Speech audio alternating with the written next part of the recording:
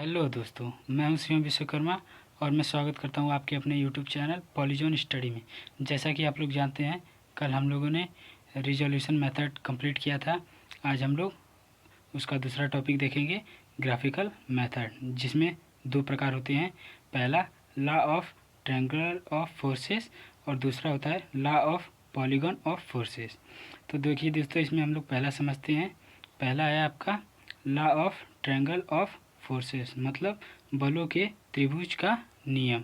ठीक है दोस्तों, तो ये क्या कहता है, यदि किसी बिंदु पर दो समतलीय संगामी बल, ये दोस्तों हमने आपको बताया था, समतलीय मतलब समान तल में लगने वाले बल, असंगामी मतलब किसी एक बिंदु से निकलने वाला बल।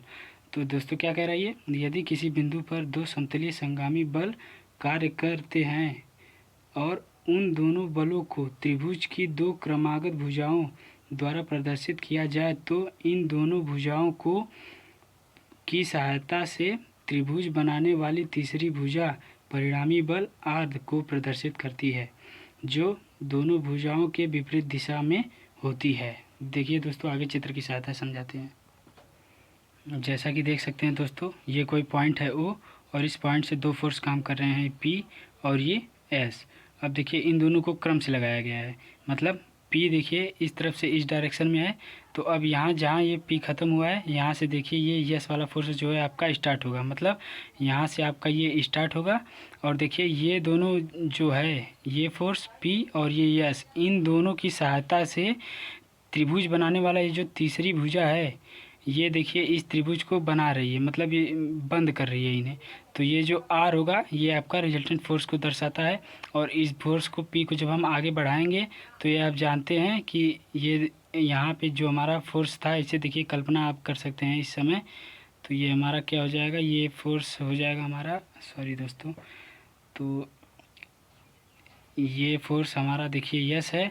तो देखिए ये एंगल थीटा, और देखिए जब ये एंगल थीटा था, तो यहाँ पर देखिए इसे बढ़ाने पर ये दोनों समांतर हैं, तो ये एंगल भी आपका क्या होगा, थीटा होगा। ठीक है दोस्तों, चलिए आगे बढ़ते हैं कि दूसरा क्या है हम लोग का, law of polygon of forces.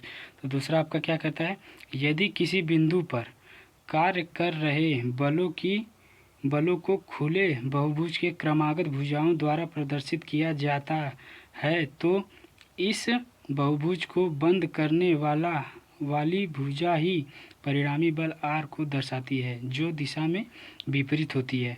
इसका कहने का क्या मतलब है दोस्तों, जैसे दोस्तों बहुभुज का मतलब क्या होता है, बहुभुज मतलब बहुत भुजा, जिसमें मतलब दो तीन से अधिक भुजाएं हों, जिसमें बहुत सारी भुजाएं होती है, उसे बहुभुज कहते हैं। ठीक है दोस्तों, जैसे देखिए ये किसी पॉइंट O पे 1 2 3 4 5 फोर्सेस लगे हैं। तो अब देखिए इस नियम के अनुसार हम देखिए यहाँ पे क्या लगाते हैं, पहले किसी खुले बहुभुज को दर्शाएंगे। जैसे इसके पॉइंट से देखिए ये F1 यहाँ पे फोर्स आया है, फिर यहाँ से देखिए F2 स्टार्ट हुआ है, फिर यहाँ से देखिए F3 जो है आपका स्टार्ट हुआ है, फिर यहाँ से देखिए F4 आपका स्टार्ट हुआ है, फिर यहाँ से देखिए F5 यहाँ पे समाप्त हो गया। देखिए ये दोनों क्लोज नहीं कर रहे हैं, अपने आप को क्लोज नहीं करेंगे, तो इसका मतलब क्या होगा, ये खुला बहुभुज हो गया।